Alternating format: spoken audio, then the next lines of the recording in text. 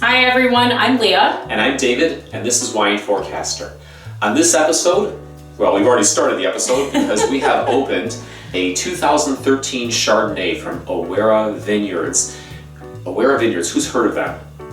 Had you heard of them before? We hadn't heard of them. That label actually jumped out. Sure. I happened to be in a wine store and there it was. So they're on Cazenovia Lake. Yeah, technically not part of the Finger Lakes wine appellation. However, they do harvest some of their grapes from the Finger Lakes region, including the grapes for this Chardonnay. So they can rightfully label the wine as Finger Lakes, and that's what grabbed our attention. Yep, absolutely. So their winery is spectacular. Yeah, great pictures on their website.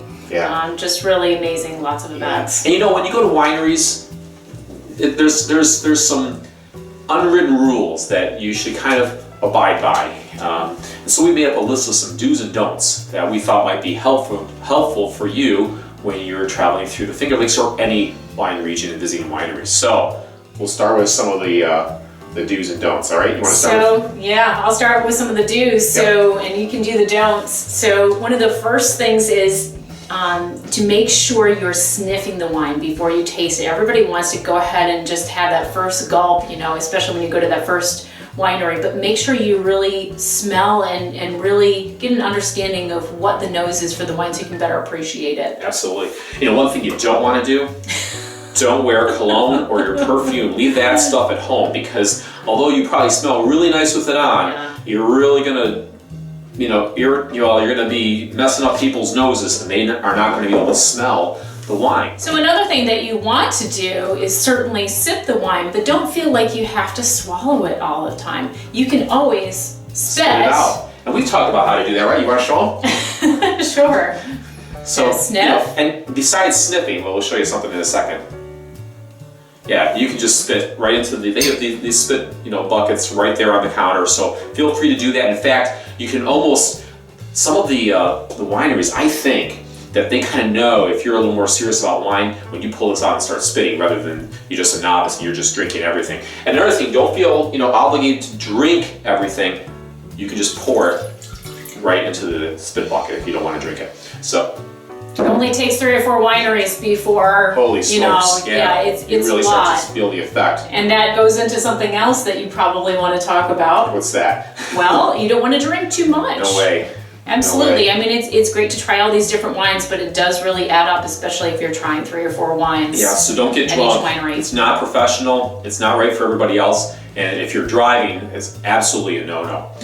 One thing that we've found when we've done a lot of wine tastings is we'll bring food with us, and for a couple different reasons, right? Yeah, absolutely. So you definitely want to soak up some of that alcohol. Another big thing is that oftentimes they don't have the right crackers. Yeah. Sometimes you'll see at the wineries, and this is very common because you can just buy them at the store, they sell these little crackers. They're like little cubes here, and they're actually sugar crackers. And the problem with those is that the sugar content in your mouth ruins your tasting of the wine. And so we usually recommend, we always recommend not eating these. Yeah. If you need to bring your own, carry some in your pocket, or in some of the better, some of the wineries will have those instead. You can. They're highly addictive, but definitely stay away. The third ingredient for those particular crackers is sugar. Yeah. Very bad. Yeah.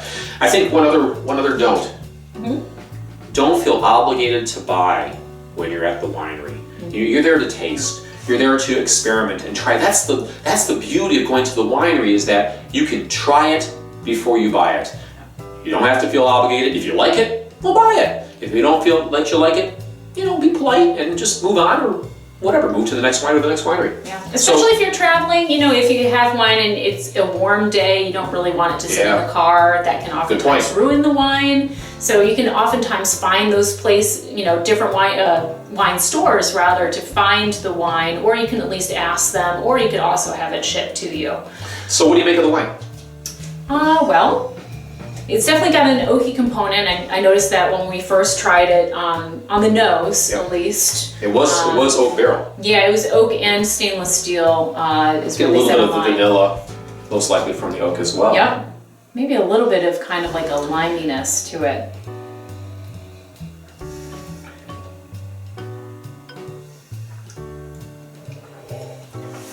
it's a little bit sharp, almost like there's, you know, right in the beginning, there's something there that seems a little bit strange. It's like a dull lemon Yeah. that I get on my palate, and I don't like that. It seems like it's a little bit too harsh. It's got a little bit of that butterness to it. In fact, you know what it is? It's kind of like it's got the butter, but there's like a little lemon dribbled into the butter as well. Yeah. And so it's a little silky on my mouth, which is nice. And it's just a little bit sharp. You know, one other thing that you probably want to do when you're visiting a winery is also drink water. Right. Can't emphasize that enough. So bring your own water. You can ask for it when you're actually at the counter too. And they should be able to provide something for you to drink, but make sure you stay hydrated. All right, so those are some good pointers for you. Hopefully you can use those when you're traveling down to the Finger Lakes, Yep. you know, this summer. Again, this is Awera's 2013 Chardonnay, and you can try them out. You don't even have to leave the Syracuse area. You can just go right over to Casanova. It's probably worth a trip over there to check out what they have to offer. And they make a whole range of different wines. So thank you very much for spending some time with us and watching our video. I'm David. And I'm Leah, and this is Wineforecaster.